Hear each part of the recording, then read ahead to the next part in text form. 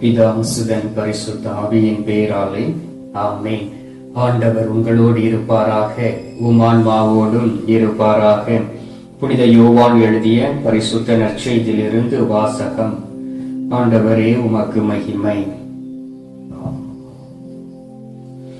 அதிகாரம் 6, இறைவார்த்தை 68. ஆண்டவரே, நாங்கள் யாரிடம் போவோம்? நிலை வாழ்வு அளிக்கும் வார்த்தைகள் உம்மிடம்தானே உள்ளன.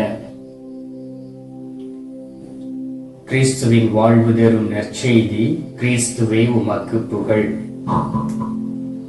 கிறிஸ்துவுக்குள் பிரியமான அன்பு சகோதர சகோதரிகளே, இன்று அதிகாலையிலே நற்கருணை நாதரோடு அமர்ந்திருக்கின்றோம். அவருடைய வார்த்தைகளை கேட்பதற்கு செவிகளை திறந்திருக்கின்றோம். அன்பார்ந்தவர்களே, ஒவ்வொரு நாளும் நற்கருணை நாதரோடு அமர்ந்து தந்தை கடவுளை மகிமைப்படுத்துவது கடவுள் நமக்கு கொடுத்திருக்கக்கூடிய ஒரு ஆசீர்வாதமான செயல். எனவே ஒவ்வொரு நாளும் ஆண்டவருடைய வார்த்தைகளை கேட்டு அவருடைய வார்த்தைகளுக்கு கீழ்ப்படிந்து அவர் காண்பிக்கக்கூடிய வழியில் நாம் நடக்கக்கூடிய வேளையிலே ஆண்டவர் எப்பொழுதும் நம்மோடும் நம்முடைய குடும்பத்தோடும் தங்கக்கூடிய கடவுளாய் இருக்கின்றார். எனவேதான் ஒவ்வொரு நாளும் நற்கருணை வழியாக நம்மோடு கடந்து வருகின்றார். இந்த அதிகாலையிலே ஆண்டவர் நமக்கு வாக்கு கொடுக்கின்றார். பாருங்கள், ஆண்டவராகிய இயேசு கிறிஸ்து தன்னுடைய சீடர்களுடைய மனநிலையை அறிந்திருக்கின்றார். அவர்கள் ஆண்டவராகிய இயேசு கிறிஸ்துவை விட்டு கடந்து செல்வதற்காக, அவரை தனியாக விட்டுவிட்டு தன்னுடைய சொந்த தொழிலை செய்வதற்காக செல்வதற்கு தயாராக இருக்கிறார்கள். அவர்களுடைய மனநிலையை அறிந்த நம் ஆண்டவராகிய இயேசு கிறிஸ்து அருமையாக கேட்கின்றார். இயேசு 12 நீங்களும் போய்விட நினைக்கிறீர்களா என்று கேட்டார். அந்த வேளையிலே சீமோன் பேதுரு மறுமொழியாக, இயேசுவே, ஆண்டவரே, நாங்கள் யாரிடம் போவோம்? நிலை வாழ்வு அளிக்கும் வார்த்தைகள் உம்மிடம்தானே உள்ளன என்று அவர் சாட்சியாக சொல்லுகின்றார். அன்பார்ந்தவர்களே, இந்த காலகட்டத்தில் கடந்த ஆண்டு முழுவதும் இந்த உலகம் முழுவதும் கொரோனாவினால் பாதிக்கப்பட்டது. நம்முடைய வாழ்வாதாரம் பாதிக்கப்பட்டு இருக்கின்றது. ஆனால் இந்த ஆண்டில் நம்முடைய இந்திய தேசம் முழுவதும் பாதிக்கப்பட்டு இருக்கின்றது. இந்த சூழ்நிலையிலே நமக்குள் ஒரு கேள்வி எழும்பலாம். ஆண்டவரே, நாங்கள் யாரிடம் போவோம்? எங்களுடைய வாழ்க்கையில் இவ்வளவு பிரச்சனைகள் இருக்கின்றது. எங்களுடைய குடும்பத்தின் நபர்களை இழந்து இருக்கிறோமே. யாரெல்லாம் மன உறுதியோடு சமூக சேவை செய்து கொரோனா நோயினால் பாதிக்கப்பட்ட மக்களுக்கு உதவி செய்யும் பொருட்டு முன் வந்தார்களோ அவர்களும் மறைத்து போய்விட்டார்களே. நாங்கள் யாரிடம் போவோம் கடவுளே என்று சொல்லி உங்களுக்குள் ஒரு வருத்தமான ஒரு கேள்வி எழும்பலாம். அன்பார்ந்தவர்களே, விசுவாசத்தை மட்டும் நாம் விட்டு விடாதபடி தொடர்ந்து ஆண்டவருடைய பாதுகாப்புக்காக, நம்முடைய தேசத்திற்காக, நம்முடைய குடும்பத்திற்காக ஜெபிக்கக்கூடிய வேளையிலே ஆண்டவர் நம்மோடு கூட இருப்பார். பாருங்கள் அன்பார்ந்தவர்களே, பேதுருடைய அந்த வார்த்தை, ஆண்டவரே, நிலை வாழ்வு தரக்கூடிய வார்த்தை உம்மிடம்தானே உள்ளன என்று சொன்ன அந்த வார்த்தை ஆண்டவராகிய இயேசு கிறிஸ்துவையும் தைரியப்படுத்தி இருக்கும். அதே போல் அவர்களோடு கூட இருந்த மற்ற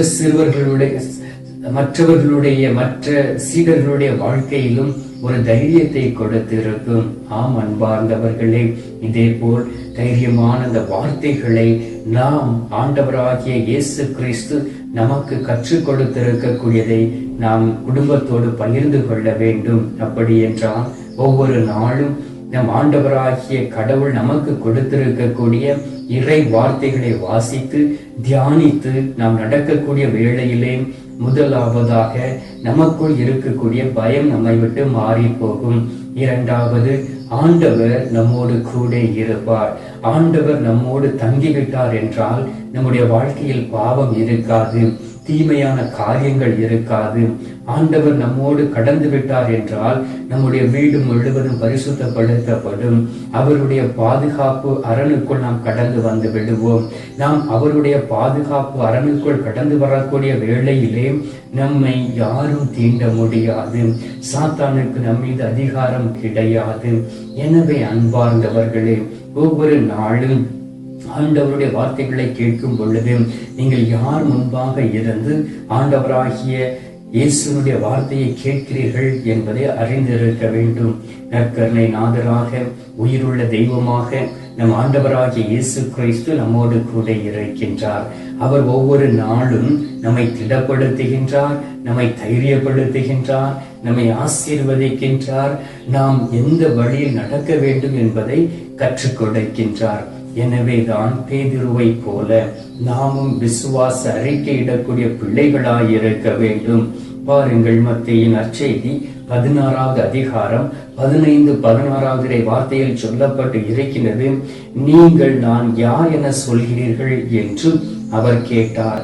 அந்த நேரத்திலும் சீமோன் பேதுரு மறுமொழியாக, நீர் மெஸ்ஸியா, வாழும் கடவுளின் மகன் என்று உரைத்தார். பாருங்கள் அன்பார்ந்தவர்களே, அந்த பரிசுத்த ஆவியானவர் எவ்வாறு மனிதர்களுடைய நடுவில் இருந்து செயலாற்றுகின்றார் என்பதை பேதுருடைய அறிக்கையின் வழியாக நாம் அறிந்து கொள்ள முடியும். வாழும் கடவுளுடைய மகன், அப்படி என்றால் தந்தை கடவுள் வாழ்ந்து கொண்டிருக்கின்றார், ஆண்டவராகிய இயேசு கிறிஸ்து வாழ்ந்து கொண்டிருக்கின்றார், பரிசுத்த ஆவியானவரும் வாழ்ந்து கொண்டு இருக்கின்றார்கள். எனவே இந்த மூவரும் ஒரே கடவுளாய் இருந்து இந்த உலகத்தில் ஆட்சி செய்து கொண்டு இருக்கிறார்கள். அப்படி என்றால் அந்த வாழும் கடவுள் இந்த உலகத்தை படைத்தவர் ஆட்சி செய்து கொண்டு இருக்கிறார் என்றால் ஏன் இந்த கொள்ளை நோய் நம்மை கஷ்டப்படுத்தி கொண்டு இருக்கின்றது? அன்பார்ந்தவர்களே, ஒவ்வொருவரும் நம்முடைய வாழ்க்கையை முழுவதுமாக ஆராய்ந்து பார்ப்போம். நாம் எப்படிப்பட்ட காரியங்களை ஒவ்வொரு நாளும் நம் கடவுளுக்கு எதிராக செய்திருக்கின்றோம். கடந்த பல 20-30 ஆண்டுகளாக, இந்த 20-30 ஆண்டுகளாக எத்தனை முறை உண்மையிலே மனமாற்றம் அடைவதற்காக நம் ஆண்டவரை தேடி சென்று உண்மையான பாவ சங்கீர்த்தனம் செய்து நாம் பாவ மன்னிப்பு நிச்சயத்தை பெற்று இருக்கின்றோம். அன்பார்ந்தவர்களே, ஒருவேளை நீங்கள் உங்களுடைய தாய் தந்தையருக்கு எதிராய் தவறு செய்யலாம். படிக்கக்கூடிய காலகட்டங்களிலே உங்களுடைய ஆசிரியர்களுக்கு எதிராக நீங்கள் தவறு செய்யலாம். அவர்களும் உங்களை சில நேரங்களில் கண்டித்து திருத்திருக்கலாம். அதே போல்தான் நாம் பாவம் செய்து செய்து நம்முடைய பாவம் மலையை போல் குவிந்திருக்கக்கூடிய வேளையிலே அவை முழுவதையும் அப்புறப்படுத்தக்கூடிய நேரத்திலே சில நேரங்களில் நமக்கு அந்த வலி இருக்கும். ஒருவேளை நாம் அப்படி எடுத்துக்கொள்ளலாம். ஆண்டவர் நாம் மனம் மாற வேண்டும் என்பதற்காக இந்த கொடூரமான கொள்ளை நோயை அனுமதித்திருக்கலாம். அவருக்கு தெரியாமல் எதுவுமே இந்த உலகத்தில் நடக்காது. நாம் செய்யக்கூடிய காரியம் என்னவென்றால், நினிவே பட்டணத்து மக்கள் ஆண்டவரை நோக்கி அமர்ந்து உபவாசம் இருந்து 40 நாட்கள் மனம் மாற்றத்திற்காக ஜெபித்தார்களே. அதே போல் நாம் ஜெபிக்கக்கூடிய வேளையிலே ஆண்டவர் ஒருவேளை அவருடைய மனதை மாற்றிக்கொண்டு இந்த கொள்ளை நோய் முழுவதையும் நம்முடைய தேசத்தில் இருந்தும் இந்த உலகத்தில் இருந்தும் அப்புறப்படுத்திக் கொள்வார். எனவே நாம் வாழும் கடவுளுடைய பிள்ளைகளாய் இருக்கிறோம் என்பதை அறிந்திருக்க வேண்டும். யோவான் நற்செய்தி 1வது அதிகாரம் 29வது அதிகாரத்தில் சொல்லப்பட்டு இருக்கின்றது. மறுநாள் இயேசு தம்மிடம் வருவதை கண்ட திருமுழுக்கு யோவான், இதோ கடவுளின் ஆட்டுக்குட்டி, ஆட்டுக்குட்டியாம் இவரே உலகின் பாவங்களை போக்குகின்றவர்.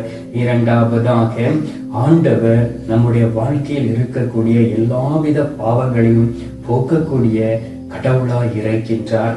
எனவேதான் தன்னுடைய ஒரே பேரான மகனை இந்த உலகத்திற்கு அனுப்பி வைத்தார்.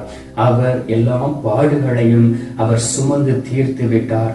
அவரை குறித்துதான் திருமுழுக்கு யோவான் அழகாக சாட்சி சொல்லுகின்றார்.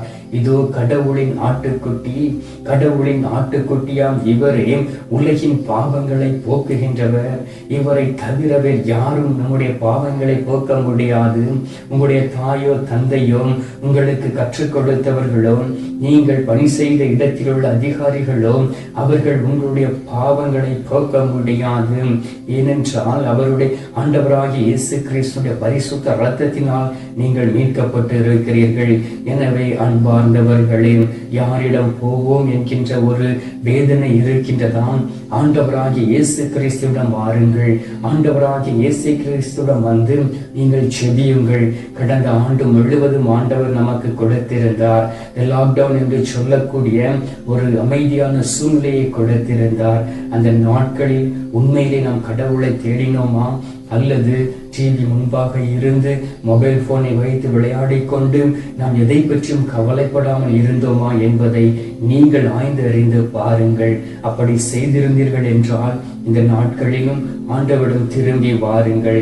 அப்பொழுது ஆண்டவராகிய கடவுள் தன்னுடைய ஒரே பேரான மகனை உங்கள் நடுவில் அனுப்பி இந்த கொள்ளை நோயை முழுவதுமாய் எடுத்து போடுவார். எனவே ஆட்டுக்குட்டியாம் இவரே உலகின் பாவங்களை போக்குபவராய் இருக்கின்றார். அன்பார்ந்தவர்களே, வாழும் கடவுள் தன்னுடைய மகனை அனுப்பி இந்த நோய்களுக்காகவும் பாவங்களுக்காகவும் மீட்பை தர இந்த நாளிலும் சித்தமாக இருக்கின்றார். யோவான் நற்செய்தி 11வது அதிகாரம் 27வது வார்த்தையில் சொல்லப்பட்டு இருக்கின்றது. மார்த்தா அவரிடம், என் ஆண்டவரே, நீரே மெஸ்ஸியா, நீரே இறைமகன், நீரே உலகிற்கு வரவிருந்தவர் என நம்புகிறேன் என்றார். பாருங்கள் அன்பார்ந்தவர்களே, மார்த்தா வீட்டிலே நம் ஆண்டவராகிய இயேசு கிறிஸ்து அற்புதத்தை செய்கின்றார். அவருடைய சகோதரர் மரித்து போய்விடுகின்றார். அவரை கல்லறையில் அடக்கம் செய்து விட்டார்கள். ஆண்டவராகிய இயேசு கிறிஸ்து அதை பற்றி கேள்விப்பட்டு 3 நாட்கள் கழித்து வருகின்றார். அந்த நாறி போன சரீரத்துக்கு உயிர் கொடுத்து அவற்றை மீண்டுமாய் உயிர்த்தெழச் செய்கின்றார். அதை பார்த்த மார்த்தா சாட்சியாக சொல்லுகின்றார், நம் ஆண்டவரே, நீரே மெஸ்ஸியா, நீரே இறைமகன், நீரே உலகிற்கு வரவிருந்தவர் என்று சாட்சி சொல்லுகின்றார். அன்பார்ந்தவர்களே, இதுதான் ஒரு சாட்சியான வாழ்க்கை. ஆண்டவராகிய இயேசு கிறிஸ்து உங்களுடைய வாழ்க்கையிலே உடன்பட்டு எவ்வளவு பெரிய அற்புதங்களை செய்திருக்கின்றார், செய்து கொண்டு இருக்கின்றார். நீங்கள் சாட்சியாய் இருக்கிறீர்களா? அல்லது உங்களுடைய சுயநலத்திற்காக ஆண்டவராகிய இயேசு கிறிஸ்துவை தேடி கோயிலுக்கு சென்று அவருடைய கரத்தில் இருந்து அற்புதத்தை பெற்றுக்கொண்டு அமைதியாக இருக்கிறீர்களா? 10 குருடர்கள் குணம் அடைந்தார்கள், 10 தொழுநோயாளர்கள் குணம் அடைந்தார்கள். அதில் ஒரே ஒருவர் மட்டும் ஆண்டவராகிய இயேசு கிறிஸ்துவிடம் போய் நன்றி செலுத்தினார். ஆண்டவராகிய இயேசு கிறிஸ்து அந்த நேரத்தில் கேட்டார், மீதமுள்ள 9 பேர் எங்கே என்று சொல்லி. அன்பார்ந்தவர்களே, அதே போல் ஆண்டவராகிய இயேசு கிறிஸ்து இந்த நாளில் உங்களையும் என்னையும் தேடிக் கொண்டிருக்கின்றார்.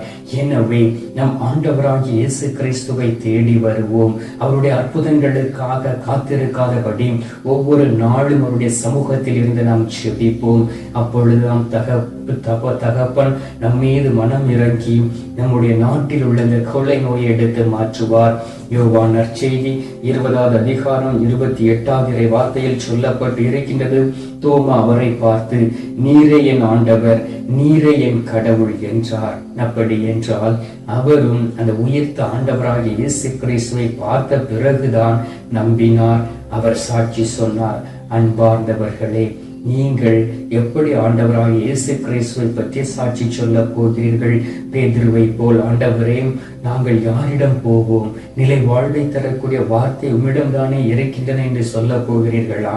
அல்லது நீரே மெஸ்ஸியா என்று நீங்கள் உரைக்க போகிறீர்களா? அல்லது கடவுளின் ஆட்டுக்குட்டி என்று திருமுழுக்கு யோவான் சொன்னதை போல் ஆண்டவராகிய இயேசு கிறிஸ்துவை பற்றி நீங்கள் அறிக்கையிட போகிறீர்களா? அல்லது அற்புதத்தை பெற்றுக்கொண்ட நீங்கள், நீரே இறைமகன், நீரே உலகிற்கு வர இருந்த மீட்பர் என்று சொல்லி மார்த்தா சொன்னது போல் நீங்கள் உரைக்க கத்த போகிறீர்களா? அல்லது தோமாவை போல் நீங்கள் பார்த்த பிறகு விசுவாசத்தோடு என் கடவுளே, என் ஆண்டவரே என்று ஆண்டவராகிய இயேசு கிறிஸ்துவை பற்றி பேச போகிறீர்களா? நீங்கள் அறிந்திருக்கிறீர்கள் அன்பார்ந்தவர்களே. எனவே ஒவ்வொரு நாளும் நம் ஆண்டவராகிய இயேசு கிறிஸ்துவிடம் கேட்போம், அவருடைய வழியில் நடப்போம், அவர் நமக்காக வைத்திருக்கக்கூடிய வார்த்தைகளை கேட்போம், தியானிப்போம். அவரை விட்டு பிரிந்து விடாதபடி உண்மையோடும் உத்தமத்தோடும் அவரோடு இணைந்து பயணிப்போம். இந்த நேரத்தில் அவரோடு கடந்து சென்று பயணிக்க ஆண்டவரிடம் செபிப்போம்.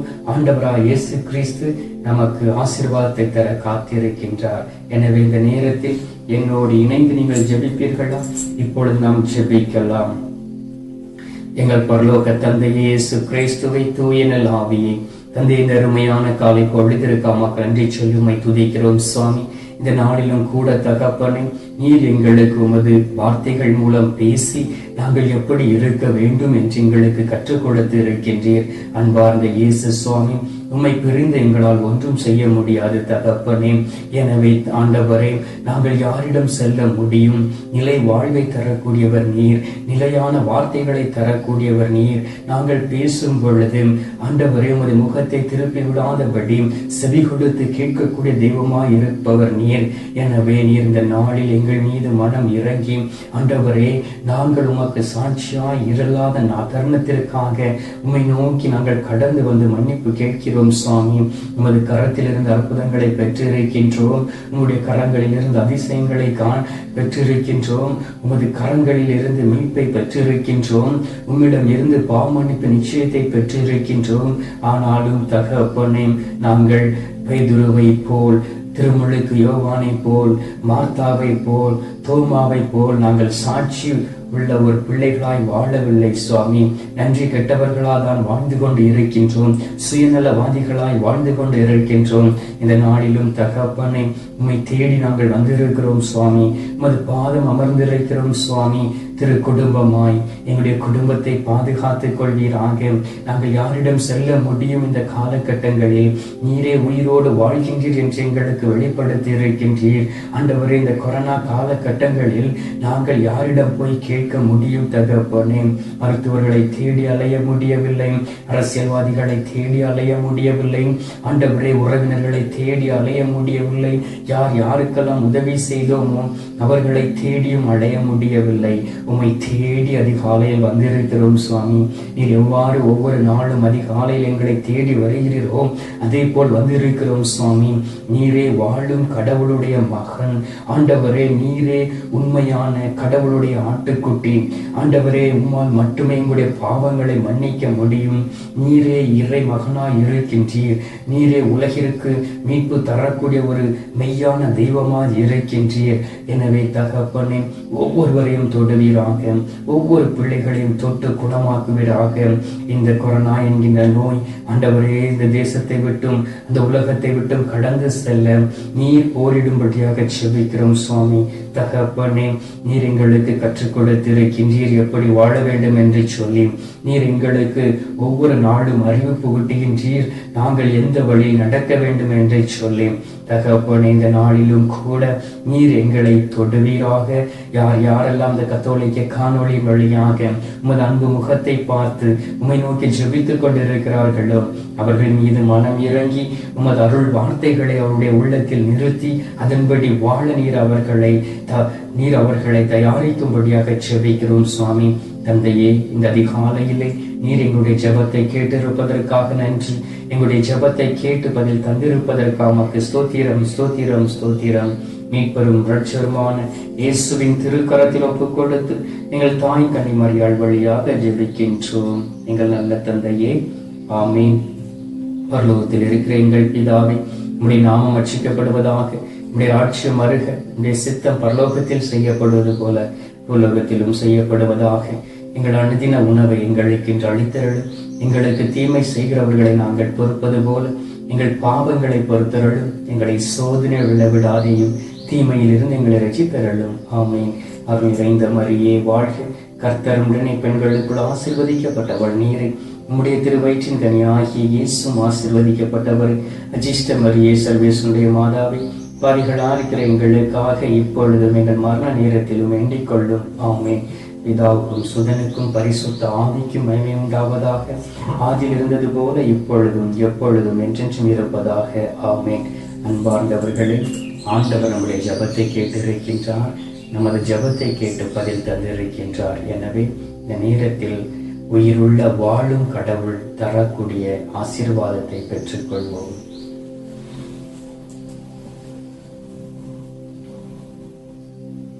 எல்லாம் வல்ல இறைவன் பிதா, சுதன், பரிசுத்த ஆவி உங்களை ஆசீர்வதிப்பாராக. ஆமென்.